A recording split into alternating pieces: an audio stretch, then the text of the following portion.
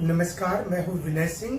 आज हम बात करेंगे कि कैसे हेमंत सोरेन जैसे आज पहुंचे रांची तो उन्होंने मीडिया के सवालों का कितनी अच्छे तरीके से जवाब दिया, ये बताएंगे। पीजीटी का मामला आज पहुंच गया गवर्नर के पास, और क्या ये जल्दी पहुंचा या लेट हुआ है, आगे इसमें क्या हो सकता है, ये बताएंगे। पुलिस दौड़ को लेकर के आज दिन भर क्या तैयारी चली और क्या आने वाले समय में होगा। और बीजेपी का एक विधायक ने जैसे ये कह दिया कि पढ़ लिख करके क्या होगा, पंचर दुकान आपको खोलना चाहिए। तो तमाम चीजों पर हमारी नजर होगी, लेकिन खबरों की शुरुआत में आगे बढ़े उसके पहले एक खबर बता दें और फिर हेमंत सोरेन का बयान दिखा देंगे। तो पहले बता दें कि उड़ीसा के राज्यपाल के बेटे ललित दास को लेकर बहुत सारी चीजें आ रही थी कि उन्होंने मारपीट किया है, और मारपीट करने के बाद वो जो कर्मचारी था वो मीडिया में गया था, जेएमएम सवाल उठा रही थी, पूरा देश सवाल उठा रहा था। और रघुवर दास जो गवर्नर है उड़ीसा के इस वक्त, उन्होंने कहा था कि पूरे मामले पर वो जांच करेंगे, कार्रवाई करेंगे। आज जेएमएम ने तंज कसते हुए कहा है कि कार्रवाई तो हो गया, उस कर्मचारी का ही ट्रांसफर हो गया, जिसकी पिटाई की गई थी उसी कर्मचारी का ट्रांसफर हो गया। ये क्या दर्शाता है, आने वाले समय में और भी बहुत सारी खबरें होंगी, लेकिन पहले आपको दिखाते हैं। हेमंत सोरेन आज मीडिया से बातचीत की और कहा अगर मिल ही लिए मोदी जी से तो क्या आफत आ गई, क्या हो गया। हम उनका सम्मान करते हैं, वो राज्य का सम्मान करेंगे, और ये फेडरल सिस्टम का हिस्सा है, इसमें इतना हाई तौबा क्यों मचाना है। देखिए, दिल्ली में भी नहीं हो, लंबे अरसे के बाद पीएम से मुलाकात हुई। यात्रा की खबर, यात्रा की जानकारी, यात्रा का लाइव आप सब लोगों ने देखा, और क्या नहीं, पीएम से कुछ बातचीत हुई झारखंड के संदर्भ में भी? बातचीत क्या, यही देखिए संघीय ढांचा की व्यवस्था है, देश की सरकार वो चला रहे हैं, राज्य की सरकार वो चला रहे हैं। हम उनका सम्मान करें, हम वो राज्यों का सम्मान करें। तब विकास बनारस और मिर्जापुर भी कहते क्या मांगा राज्य के लिए।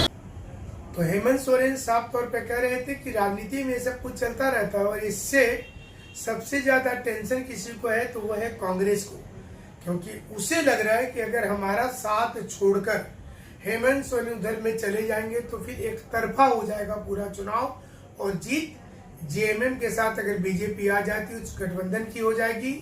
इसलिए बेहतर होगा कि जो हेमंत सोरेन बोलेंगे उसको मान लिया जाए, और ये प्रेशर पॉलिटिक्स होता है, ये भी आप अब भली भांति समझ गए होंगे।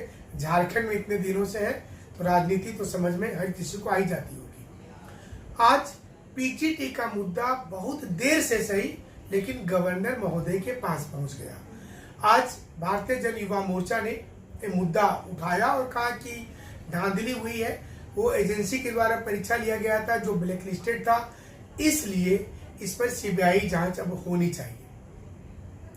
अब अगर गवर्नर बोलते हैं सीबीआई जांच के लिए, तो इसके लिए भी झारखंड की कैबिनेट की सिफारिश होनी चाहिए। जो इसमें अड़चन है कि जब तक झारखंड सरकार की कैबिनेट की सिफारिश नहीं होगी तब तक गवर्नर सीधा सीबीआई को कोई मामला नहीं सौंप सकते हैं।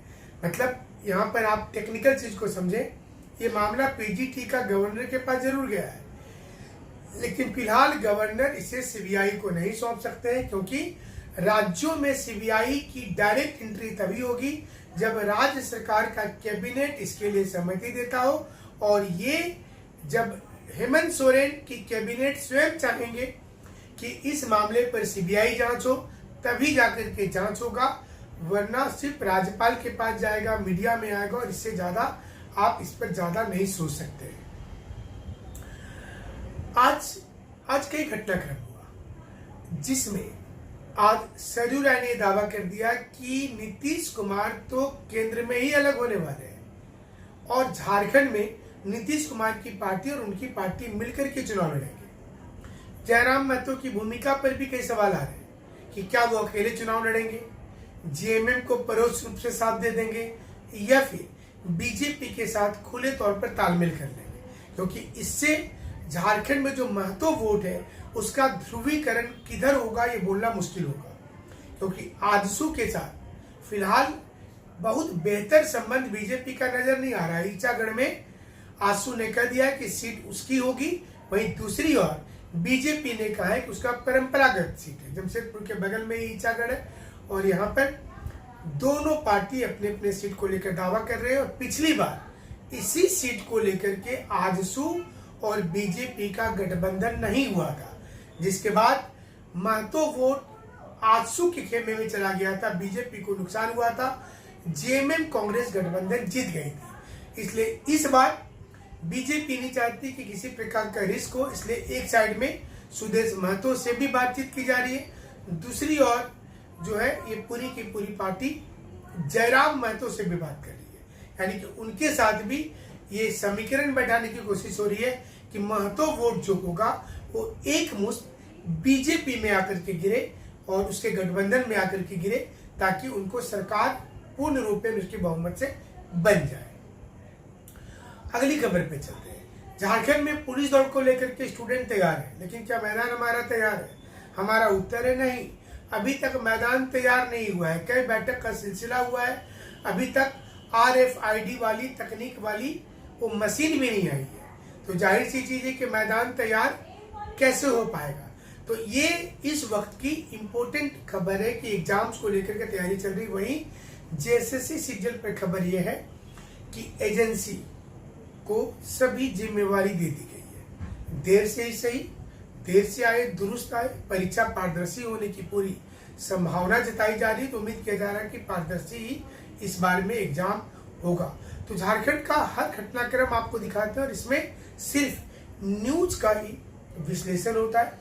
हेमंत सोरेन वापस लौट आए, वापस झारखंड आ गए और झारखंड में आने के बाद पिछले कई दिनों से अलग अलग स्थान पर दौरे पर थे, बहुत लोगों के साथ मुलाकात किए। जितने पार्टी के लोग थे, माननीय राष्ट्रपति महोदया से उन्होंने मुलाकात किया, मोदी जी से मिले, पप्पू यादव से मिले, शायद आम आदमी पार्टी से मिले, बहुत सारी पार्टी के लोगों से मिले, अपना इरादा भी जता दिया और ये भी बता दिया कि नीति आयोग में जाएंगे तो जेएमएम और सरकार की ओर से जो बातें रखनी है वहां पर जरूर से रखेंगे, झारखंड को उसका हक दिलाएंगे। फिलहाल नौकरी को लेकर स्टूडेंट का टेंशन है, रिजल्ट तो निकल रहा है, अच्छी बात है, एग्जाम भी टाइम से हो रहा है, तो लोगों को थोड़ा सा भरोसा भी बढ़ा है। मतलब ऐसा नहीं है कि हर युवा आज भरोसा नहीं कर रहा, अब युवा थोड़ा थोड़ा भरोसा सरकार पर कर रहा है। उसे लग रहा है कि चलो कम से कम एग्जाम तो हो रहा है और रिजल्ट भी आ रहा है। जैसे आपने देखा हुआ JPSC में CDPO का रिजल्ट कल दिन रात को जारी कर दिया गया था।